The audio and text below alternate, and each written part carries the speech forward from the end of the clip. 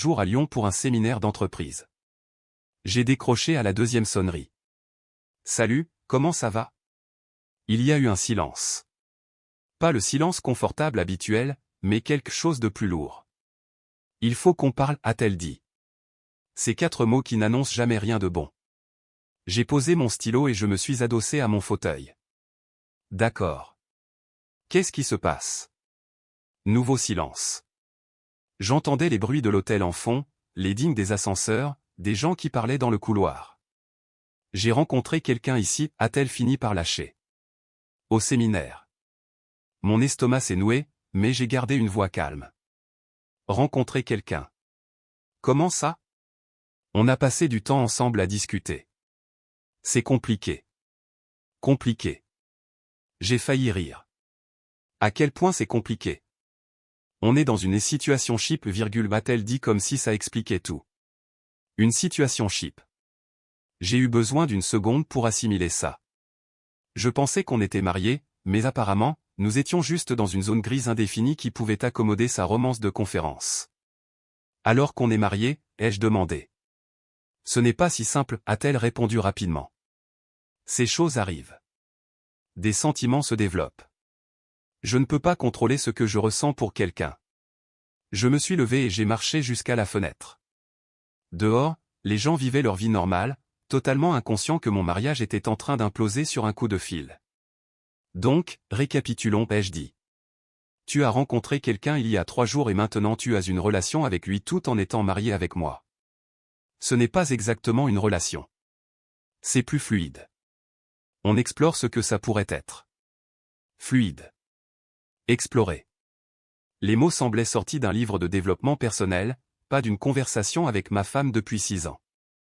Et tu m'appelles pour me dire ça parce que je crois en l'honnêteté. Je ne veux pas te mentir. L'ironie ne m'a pas échappé. Elle ne voulait pas mentir, mais apparemment, elle n'avait aucun problème avec la trahison tant que ça portait un nom à la mode. C'est très prévenant de ta part, ai-je dit. Ne sois pas sarcastique. C'est dur pour moi aussi. Dur pour elle, n'est-ce pas? J'étais sûr que c'était vraiment difficile d'avoir des dîners romantiques à Lyon pendant que j'étais à la maison à payer nos factures en me demandant pourquoi elle n'avait pas appelé la veille.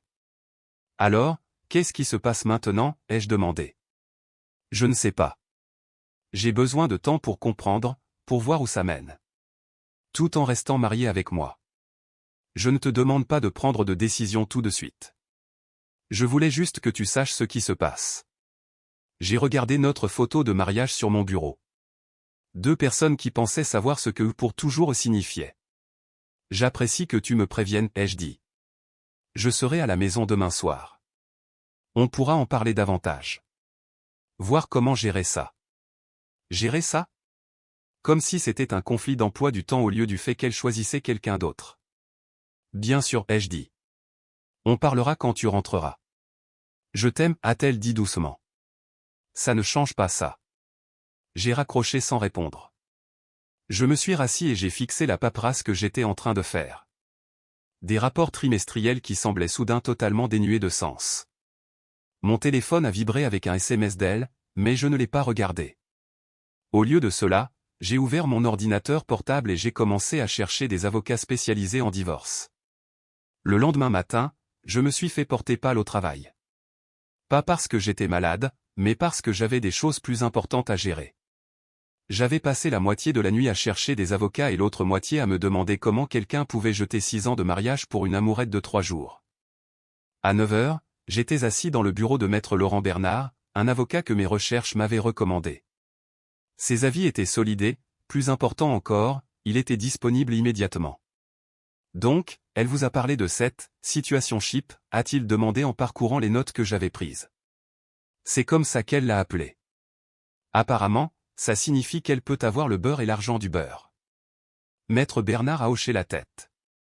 J'ai déjà vu ça. Les gens utilisent une terminologie moderne pour donner à l'infidélité à l'ancienne un air progressiste. Il s'est penché en avant. La bonne nouvelle, c'est que si vous voulez avancer, nous pouvons avoir les papiers prêts pour demain. C'est rapide. L'adultère reste de l'adultère, peu importe comment on l'appelle. Et elle l'a avoué volontairement. Ça facilite notre travail. J'ai signé la convention d'honoraires et j'ai quitté son bureau avec un plan. Les papiers seraient prêts pour 17 heures le lendemain. Timing parfait pour son retour à la maison. L'arrêt suivant était la banque. J'ai retiré assez d'argent liquide pour couvrir les dépenses immédiates et j'ai ouvert un compte séparé. Tout était légal, tout était dans les règles. Je n'essayais pas de cacher des actifs, je me protégeais juste de toute surprise qu'elle aurait pu prévoir. Ensuite, j'ai appelé mon pote Lucas. Il a répondu à la première sonnerie. Ça fait un bail, a dit Lucas. Quoi de neuf? J'ai besoin d'un service. Tu peux m'aider à bouger des cartons demain soir? Bouger des cartons? Toi et Chloé achetez une nouvelle maison. Pas exactement. Je t'expliquerai quand je te verrai. Cet après-midi-là, j'ai épluché ses réseaux sociaux. Elle avait posté des photos du séminaire et il était là sur plusieurs d'entre elles, debout tout près, la main sur le bas de son dos. Ils avaient l'air très à l'aise l'un avec l'autre. Les commentaires de ses collègues étaient révélateurs aussi, beaucoup d'émojis cœur et de messages du type « Vous êtes trop mignons ensemble ». J'ai fait des captures d'écran de tout. Maître Bernard avait dit que la documentation serait utile, bien qu'avec ses aveux, c'était probablement excessif. Le soir venu, tout était organisé. Des draps propres sur le lit d'amis, sa valise descendue du placard, et un inventaire mental de quels biens étaient définitivement les siens. J'ai même commandé des cartons en ligne pour une livraison express. Mon téléphone avait vibré toute la journée avec ses SMS, des nouvelles de la conférence, des photos de ses repas, de petits messages qui donnaient l'impression qu'elle essayait de maintenir une normalité tout en détruisant complètement notre mariage. Je répondais juste assez pour paraître normal. Ça a l'air bien. Jolie photo. Amuse-toi bien. Le dernier SMS est arrivé vers 22 heures. Hâte de te voir demain. Tu me manques? J'ai posé le téléphone sans répondre. Je lui manquais? Tout en explorant une relation fluide avec le gars du séminaire, l'audace était presque impressionnante. J'ai passé la soirée à examiner nos comptes joints, m'assurant de comprendre exactement ce qui devait être séparé. Carte de crédit, service de streaming, police d'assurance, le mariage crée beaucoup de connexions financières qui doivent être démêlées avec soin. Vers minuit, je me suis retrouvé à regarder notre album de mariage, pas par nostalgie, mais pour essayer de comprendre quand les choses avaient changé. Quand est-ce que la femme qui avait promis de m'aimer à travers tout avait décidé que les promesses pouvaient être fluides, elles aussi? J'ai fermé l'album et je l'ai mis dans un carton marqué à son nom. Demain allait être une soirée très intéressante. La journée suivante a filé comme une opération parfaitement chorégraphiée. Maître Bernard a appelé à 16 heures. Les papiers sont prêts. Vous voulez passer les prendre ou je vous les fais livrer? Je passe les chercher. J'ai conduit jusqu'à son cabinet et j'ai tout relu 2 fois. Requête en divorce, état financier, désolidarisation des comptes joints. Tout ce dont nous avions discuté, propre, complet et absolument définitif. Vous êtes sûr de vous, a demandé Maître Bernard alors que je signais là où il m'indiquait. Elle a fait son choix il y a 3 jours. Je rends juste le mien officiel. Vers 17h30, Lucas est arrivé avec sa camionnette. J'avais déjà sorti tous les cartons et j'avais trié la plupart de ses affaires, ses vêtements, ses objets personnels, ses livres, cette machine à café hors de prix que sa sœur lui avait offerte pour Noël.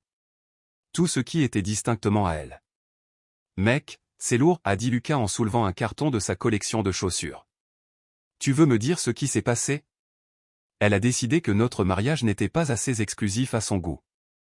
Lucas s'est arrêté net. Sérieusement? Elle m'a appelé hier de Lyon. Apparemment, elle est dans une situation chip avec quelqu'un de son séminaire. C'est quoi exactement? C'était ma réaction aussi. Nous avons travaillé efficacement. Lucas n'a pas posé beaucoup de questions, ce que j'ai apprécié. À 19 heures, tout était emballé et empilé proprement près de la porte d'entrée. Sa valise était posée dessus, prête pour un départ immédiat. J'ai changé les serrures pendant que Lucas allait nous chercher à dîner. Un simple remplacement de barillet qui a pris environ 20 minutes. Je ne l'enfermais pas dehors définitivement, je m'assurais juste qu'elle ne puisse pas entrer comme si de rien n'était. Tu sais qu'elle va péter un câble quand elle va voir ça, a dit Lucas alors que nous mangions. Probablement. Mais c'est ce qui arrive quand tu dynamites ta propre vie et que tu t'attends à ce que les autres gèrent les retombées. Vers 20 heures, j'ai reçu un SMS. Atterrissage dans 30 minutes. Hâte d'être à la maison. Maison. Choix de mots intéressants pour quelqu'un qui explorait d'autres options. J'ai répondu, à tout de suite. Lucas est parti vers 20h30 après m'avoir aidé à déplacer quelques meubles pour combler les vides où se trouvaient ses affaires. La maison avait l'air différente, mais pas vide, plus comme si elle avait été éditée, épurée. À 21h15, j'ai entendu une voiture dans l'allée. Je me suis assis à la table de la cuisine avec les papiers du divorce devant moi et j'ai attendu. Elle a d'abord essayé sa clé. J'ai entendu sa confusion quand ça n'a pas marché, puis le bruit d'elle réessayant. Après une minute, elle a frappé. J'ai ouvert la porte et je me suis écarté. Elle avait l'air fatiguée par le voyage, mais a souri quand elle m'a vu. La clé ne marche pas, a-t-elle dit en faisant rouler sa valise à l'intérieur. Il s'est passé quelque chose avec la serrure? C'est laquelle a remarqué les cartons. Son sourire s'est effacé alors qu'elle regardait de la pile près de la porte au papier sur la table, puis revenait à moi. C'est quoi tout ça? Tes affaires, ai-je dit simplement. Elle a marché jusqu'à la table et a regardé les documents. J'ai vu son visage changer alors qu'elle lisait l'entête. Convention de divorce par consentement mutuel, a-t-elle lu à haute voix. Tu as demandé le divorce hier, juste après notre conversation? Mais j'avais dit qu'on devait parler pour comprendre ça ensemble. Tu as tout compris à Lyon. Je ne fais que rattraper le retard. Elle s'est assise lourdement sur la chaise en face de moi. Ce n'est pas ce que je voulais. Qu'est-ce que tu voulais? Me garder en attente pendant que tu explorais ta situation chip? Ce n'est pas comme ça. Alors explique-le-moi. Utilise des mots simples pour que je puisse comprendre comment être marié avec moi tout en étant impliqué romantiquement avec quelqu'un d'autre n'est pas exactement comme ça. Elle est restée silencieuse un long moment. Je pensais que tu serais plus compréhensif. Compréhensif de quoi? Que tu as rencontré quelqu'un et décidé que nos vœux de mariage étaient plus des lignes directrices qu'autre chose? Les gens s'éloignent. Les sentiments changent. J'essayais d'être honnête avec toi. L'honnêteté, ça aurait été de me parler avant de commencer ton roman à l'eau de rose à Lyon. Là, c'était une notification, pas de l'honnêteté. Elle a regardé autour de la pièce, voyant vraiment les changements pour la première fois. Tu as tout emballé. Tout ce qui est à toi. J'ai fait très attention à ne rien prendre qui t'appartenait. Où suis-je censé aller? J'ai sorti mon téléphone et lui ai montré une capture d'écran du site web d'un hôtel à proximité. J'ai pris la liberté de vérifier les disponibilités. Ils ont des tarifs longue durée si tu as besoin de plus de temps pour prendre des dispositions permanentes. Elle m'a fixé comme si elle ne m'avait jamais vu auparavant. Tu as tout prévu. Il fallait bien que l'un de nous le fasse. Elle est restée assise là à fixer les papiers du divorce pendant ce qui a semblé être 10 minutes, mais n'en était probablement que 2. Je pouvais voir son cerveau fonctionner, essayant de traiter le fait que sa révélation soigneusement planifiée ne s'était pas déroulée selon le scénario. C'est de la folie, a-t-elle fini par dire. Tu ne peux pas juste mettre fin à 6 ans de mariage parce que j'ai été honnête avec toi sur le fait d'avoir des sentiments pour quelqu'un. Je ne mets pas fin à ça parce que tu as été honnête. J'y mets fin parce que tu as une liaison et que tu lui donnes un petit nom mignon. Ce n'est pas une liaison. On n'a même pas quoi? Coucher ensemble? C'est ça la limite qui compte pour toi. Elle a bougé sur sa chaise. On s'est connecté émotionnellement. Parfois ça arrive juste, même quand on est marié. Pour moi, ça s'appelle tromper, peu importe quelles émotions sont impliquées. Elle s'est levée et a commencé à faire les 100 pas. Tu es incroyablement rigide à ce sujet. Les relations évoluent. Les gens peuvent avoir des connexions significatives avec plusieurs personnes. J'ai failli rire. Tu es sérieusement en train d'essayer de me vendre le polyamour là, tout de suite? J'essaie d'expliquer que l'amour n'est pas toujours net et simple. Quand j'ai rencontré Maxime. Maxime? Je me suis adossé à ma chaise. Donc, on le nomme maintenant. Parle-moi de Maxime. Son visage a légèrement rougi. Il est intelligent. Drôle. On passe des heures à parler de tout. Du travail, de la vie, des rêves, des choses dont on ne parle plus jamais. C'est quand la dernière fois que tu as essayé d'avoir une de ces conversations avec moi? Ce n'est pas la question. C'est exactement la question. Tu as arrêté d'investir dans notre mariage il y a des mois, tu as trouvé quelqu'un de nouveau dans qui investir à la place, et maintenant tu veux des félicitations pour avoir été honnête à ce sujet. Elle a arrêté de faire les 100 pas et m'a fait face. Je veux qu'on reconnaisse que j'ai essayé de gérer ça avec maturité, au lieu de faire ça en douce. Je t'ai dit la vérité. Tu m'as dit la vérité après avoir déjà décidé de le poursuivre. Ce n'est pas de la maturité. C'est limiter la casse. Et alors quoi? Tu vas tout jeter, tout ce qu'on a construit ensemble, parce que j'ai eu des sentiments pour quelqu'un d'autre? Je ne jette rien. Tu l'as déjà fait. Je nettoie juste le gâchis. Elle a marché vers ses cartons et en a ouvert un, sortant une photo encadrée de nous pendant notre lune de miel. Tu te souviens de ça? Tu te souviens comme on était heureux. Je me souviens avoir pensé que j'épousais quelqu'un qui comprenait ce que le mariage signifiait. Les gens changent, grandissent. Je ne suis pas la même personne qu'il y a 6 ans. Clairement pas. La personne que j'ai épousée n'aurait pas commencé une relation romantique avec quelqu'un d'autre en s'attendant à ce que je sois compréhensif. Elle a reposé la photo et m'a regardé avec quelque chose qui aurait pu être du désespoir. Et si je mettais fin à tout? Et si je disais à Maxime que c'était une erreur et qu'on travaillait sur notre mariage à la place? Tu ferais ça? Juste éteindre tes sentiments pour lui parce que je ne suis pas d'accord pour te partager? Si c'est ce qu'il faut pour sauver notre mariage. Oui. J'ai étudié son visage. Tu ne le penses pas. Tu as juste peur parce que ça ne se passe pas comme tu l'avais imaginé. Bien sûr que j'ai peur. Je suis sur le point de perdre mon mari à cause d'un malentendu. Un malentendu? Tu penses que j'ai mal compris quelque chose sur le fait que tu es dans une situation chip avec Maxime? Je pense que tu surréagis à quelque chose qui n'a pas à nous détruire. Je me suis levé et j'ai marché jusqu'à la fenêtre. Dehors, Madame Dubois d'en face arrosait ses fleurs. Activité normale de soirée pour des gens normaux ayant des problèmes normaux. Laisse-moi te poser une question, ai-je dit sans me retourner. Si je t'avais appelé d'un voyage d'affaires et que je t'avais dit que j'avais rencontré quelqu'un, que j'explorais une connexion avec elle, comment aurais-tu réagi? Le silence s'est étiré assez longtemps pour que je me retourne pour la regarder. C'est différent, a-t-elle fini par dire. Comment? Parce que tu ne ferais pas ça. Pourquoi pas? Selon toi, les sentiments arrivent, c'est tout. Les gens se connectent. Les relations évoluent. Tu es ridicule. J'utilise ta propre logique. Si c'est acceptable pour toi d'explorer des connexions significatives avec d'autres personnes tout en étant marié avec moi, pourquoi ce ne serait pas acceptable pour moi de faire la même chose? Elle n'a pas répondu, ce qui était une réponse en soi. Voici ce que je pense qu'il s'est passé, ai-je continué. Tu t'es ennuyé de la routine. Maxime t'a fait te sentir excité à nouveau. Et au lieu de ramener cette énergie à la maison pour travailler sur nous, tu as décidé de garder les 2 options ouvertes. Maintenant tu es contrarié parce que je ne joue pas le jeu de ton plan de secours. Ce n'est pas. Je ne t'ai jamais vu comme un plan de secours. Alors pourquoi es-tu ici à essayer de négocier au lieu d'être à Lyon avec Maxime? S'il est une connexion si incroyable, pourquoi ne poursuis-tu pas ça au lieu d'essayer de me garder?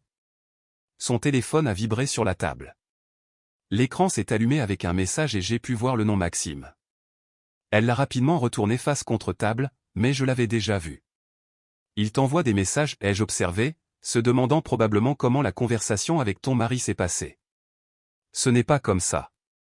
Montre-moi le message. C'est privé. Les messages entre moi et ma femme le sont aussi. Mais apparemment, la vie privée ne signifie plus grand-chose pour toi. Elle a ramassé son téléphone et l'a serré contre sa poitrine.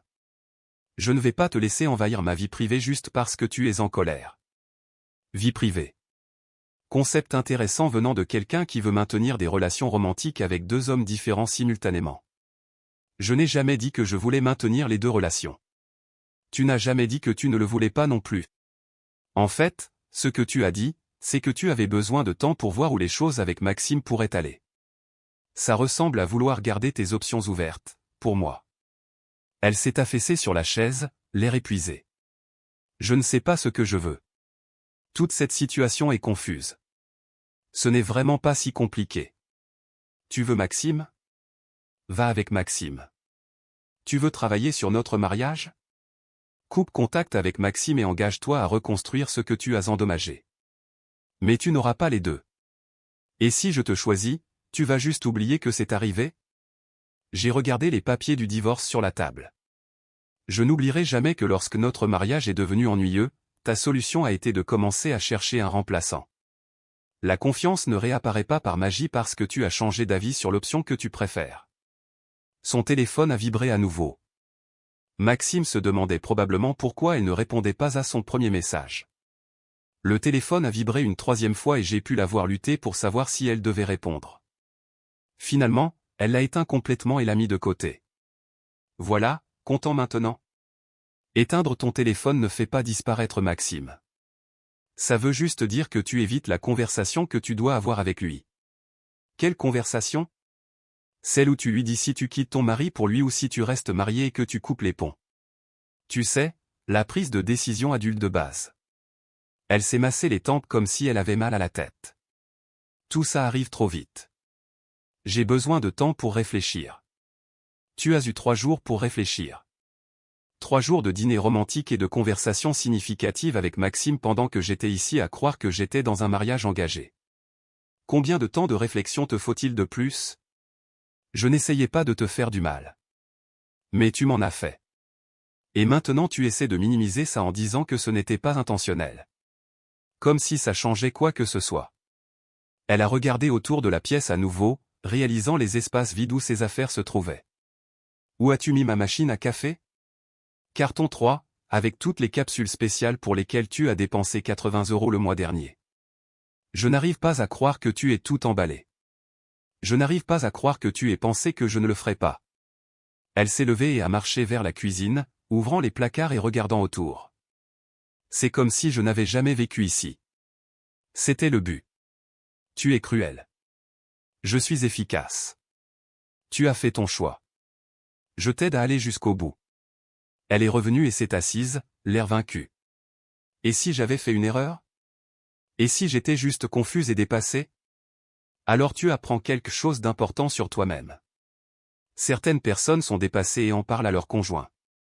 D'autres commencent des situations ship avec des inconnus dans des séminaires.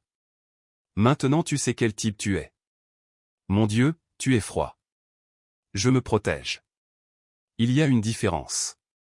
Son téléphone s'est allumé même s'il était éteint? Non, elle l'avait juste mis en veille. Quelqu'un appelait avec assez d'insistance. Elle a jeté un coup d'œil et son expression a changé. C'est ma sœur. Réponds. Ça ne te dérange pas? Pourquoi ça me dérangerait? Ta famille va finir par l'apprendre. Autant commencer maintenant. Elle a répondu à la 4e sonnerie. Salut, Manon. Je pouvais entendre la voix de sa sœur à travers le téléphone, excitée et joyeuse. Chloé a tenu le téléphone loin de son oreille et m'a regardé d'un air d'excuse. Non, je viens de rentrer, a-t-elle dit dans le téléphone. En fait, Manon, il s'est passé quelque chose. Je peux te rappeler plus tard? Encore du babillage excité à l'autre bout. C'est compliqué. Je t'expliquerai tout plus tard. Promis. Elle a raccroché et a immédiatement commencé à taper un SMS. Laisse-moi deviner, tu lui demandes si tu peux dormir là-bas ce soir? Bon plan.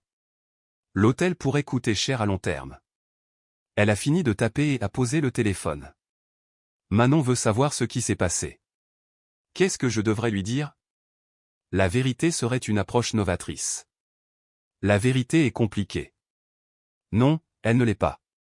Tu as eu une liaison et j'ai demandé le divorce. C'est la vérité. Je n'ai pas eu de liaison. J'ai eu des sentiments pour quelqu'un et j'ai agi selon ces sentiments tout en étant marié avec toi. Comment tu appellerais ça? Elle est restée silencieuse un long moment. J'appellerais ça la plus grande erreur de ma vie. Maintenant on avance. Son téléphone a vibré avec une réponse de Manon. Elle l'a lu et a soupiré. Elle dit que je peux rester aussi longtemps que j'ai besoin, mais elle veut toute l'histoire demain. Manon a toujours été la plus intelligente de ta famille. Elle va poser des questions auxquelles je ne sais pas répondre. Comme quoi? Comme pourquoi j'ai jeté un bon mariage pour quelqu'un que je connais à peine? C'est une question légitime. Quelle sera ta réponse? Elle m'a regardé avec quelque chose qui aurait pu être un regret sincère. Je n'en ai pas. Je ne sais honnêtement pas pourquoi j'ai fait ça. Peut-être parce que tu as arrêté d'apprécier ce que tu avais et commencé à fantasmer sur ce que tu pourrais manquer. Peut-être. Ou peut-être parce que tu voulais l'excitation de la nouveauté sans renoncer à la sécurité de l'établi. Elle a grimacé. Ça me donne l'air horrible. Ça te donne l'air humain. Égoïste, mais humain. Donc, il n'y a vraiment aucun moyen de réparer ça? J'ai marché jusqu'à la table et j'ai ramassé les papiers du divorce. Tu aurais pu réparer ça en me parlant quand tu as commencé à te sentir déconnecté. Tu aurais pu réparer ça en mettant de l'énergie dans notre mariage au lieu de la mettre dans Maxime. Tu aurais pu réparer ça en rentrant à la maison et en ayant une conversation honnête sur nos problèmes au lieu d'appeler pour annoncer ta situation ship. Mais je ne peux pas réparer ça maintenant. Maintenant, tu me choisirais juste parce que je ne tolère pas ton autre choix. Ce n'est rien réparé du tout. C'est juste se contenter de ton plan de secours quand ton premier choix devient incommode. Elle a commencé à pleurer alors, doucement mais régulièrement. J'ai vraiment tout foutu en l'air, hein? Complètement. Et tu ne vas pas me donner une autre chance. À quoi ça ressemblerait? Tu promets d'arrêter de parler à Maxime. Je fais semblant de te faire confiance à nouveau. Et on espère tous les deux que tu ne rencontreras pas un autre inconnu excitant au prochain séminaire. Ce ne serait pas comme ça. Comment tu le sais? Il y a 3 jours, tu aurais dit que me tromper ne te ressemblerait pas non plus. Elle a essuyé ses yeux du revers de la main. Je vais regretter ça pour le restant de ma vie. Probablement. Mais c'est à ça que servent les conséquences. Elle s'est levée et a commencé à charger ses affaires dans sa voiture. Je l'ai aidé à porter les cartons, pas par gentillesse, mais parce que je voulais qu'ils partent. À chaque voyage, la maison ressemblait plus à la mienne et moins à la nôtre. Quand on a chargé le dernier carton, elle s'est tournée vers moi dans l'allée. Qu'est-ce qui se passe maintenant? Maintenant tu organises ta vie sans moi dedans. Et moi j'organise la mienne sans toi et Maxime. C'est entre toi et Maxime. Je ne fais plus partie de l'équation. Elle est montée dans sa voiture et a baissé la vitre. Je veux que tu saches que je t'aimais. Je t'aime encore. Je te crois. Mais l'amour ne suffit pas quand il vient avec des notes de bas de page et des exceptions. Elle est partie et je suis resté dans l'allée à regarder ses feux arrière disparaître au coin de la rue. Après 6 ans, c'était fini, juste comme ça. Je suis rentré et j'ai verrouillé le nouveau barillet. La maison était calme d'une manière qu'elle n'avait pas été depuis des mois. Pas un calme vide, mais un calme paisible. Comme si je pouvais enfin respirer normalement à nouveau. Mon téléphone a vibré avec un SMS de Lucas. Comment ça s'est passé? J'ai répondu, mieux que prévu. Merci pour le coup de main. Quand tu veux. Tu vas bien? J'ai regardé autour du salon, réarrangeant déjà mentalement les meubles pour combler les espaces où ses affaires se trouvaient. Ouais, je crois que ça va vraiment. 3 mois plus tard, j'étais assis dans le bureau de Maître Bernard à nouveau, cette fois pour la signature finale du jugement de divorce. Tout s'était déroulé sans accroc. Pas d'actifs contestés, pas de négociations interminables. Elle avait tout signé sans discuter, ce qui m'a surpris jusqu'à ce que je réalise qu'elle était probablement impatiente d'officialiser la chose pour pouvoir avancer avec Maxime sans la complication d'être encore mariée. C'est tout, a dit Maître Bernard en faisant glisser les papiers tamponnés sur son bureau. Vous êtes officiellement célibataire à nouveau. Qu'est-ce que ça fait? A-t-il demandé alors que je passais en revue les documents finaux. Comme si j'aurais dû faire ça il y a des mois, et je le pensais vraiment. Les 3 derniers mois avaient été les plus paisibles que j'avais ressentis depuis plus d'1 an. Plus besoin de marcher sur des œufs autour de ses humeurs. Plus besoin de me demander pourquoi elle semblait distante. Plus besoin de trouver des excuses pour expliquer pourquoi elle ne semblait pas intéressée à passer du temps ensemble. Tous ces drapeaux rouges que j'avais ignorés prenaient soudain tout leur sens avec le recul. Je m'étais jeté dans le travail et j'avais repris des hobbies que j'avais abandonnés pendant notre mariage. Recommencé à courir, appris à cuisiner correctement au lieu de compter sur les plats à emporter. J'ai même repeint le salon d'une couleur que j'aimais vraiment au lieu du beige de compromis sur lequel on s'était mis d'accord il y a des années. La maison ressemblait à un foyer à nouveau. Mon téléphone avait été miséricordieusement calme concernant les drames de son côté.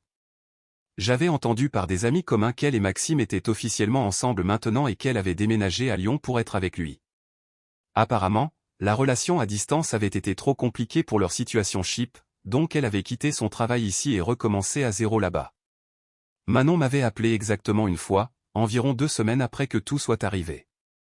Cette conversation avait été intéressante. Je veux juste comprendre ce qui s'est passé, avait-elle dit. L'histoire de Chloé n'a pas beaucoup de sens.